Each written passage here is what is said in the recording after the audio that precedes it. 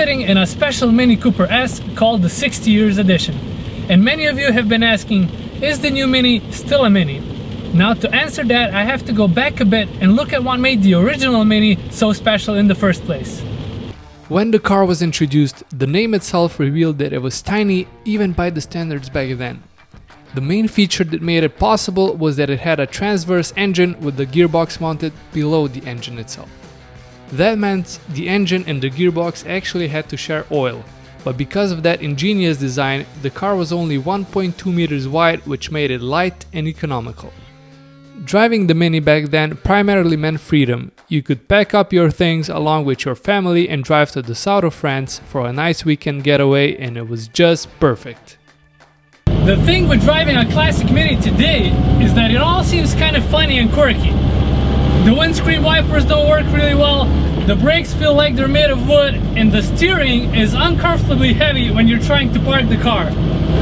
In this era where autopilot is an actual thing, driving a classic Mini brings out the essence of what driving a car is all about.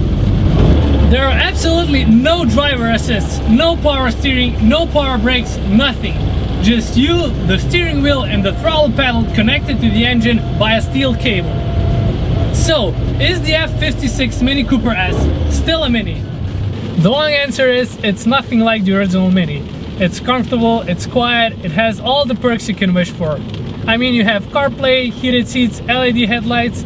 It has all the things a car from 2019 needs to have to be attractive to, well, a buyer from 2019.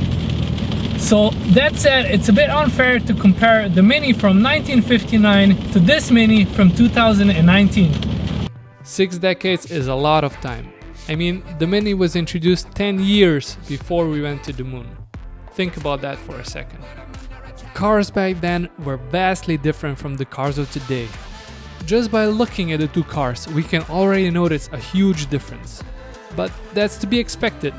No car that was produced 50 or 60 years ago preserved its original size, because it's just impossible. Look at the 911 for example. Park an early 911 next to a 991 and the difference in size is staggering. And by having that in mind, I think Mini is one of the few brands, along with Porsche, that still tries very hard to preserve what made the original models so special and iconic. It still has the big round center dashboard, which of course is not a Speedo anymore, but a full-on infotainment system. It still has those lovely round headlights at the front and a flat roofline that makes it instantly recognizable. The interior is well put together. The switches on the center console remind us of the switches in the old Mini. The color play with the dark maroon leather and the green piping on the seats livens up the car. And the green pinstripes on the dash remind us of the Mini's 60-year heritage. It even drives a bit like the old Mini. It's lively, the steering has a nice feel to it, and it turns in when and where you want it to. And it's quite fast, even though you can't feel it, like in most newer hot hatches. The dual clutch transmission in this car ruins a bit of the fun that we're used to, but it's just perfect if you use the car as a daily driver. When driving a bit faster, it's quick on the upshifts, but a bit hesitant on the downshifts in manual mode. I think that if you want a more hands-on go-kart-like experience, you should just get the manual, which is a great combination in a car like the Mini. So back to the original question, is the new Mini still a Mini?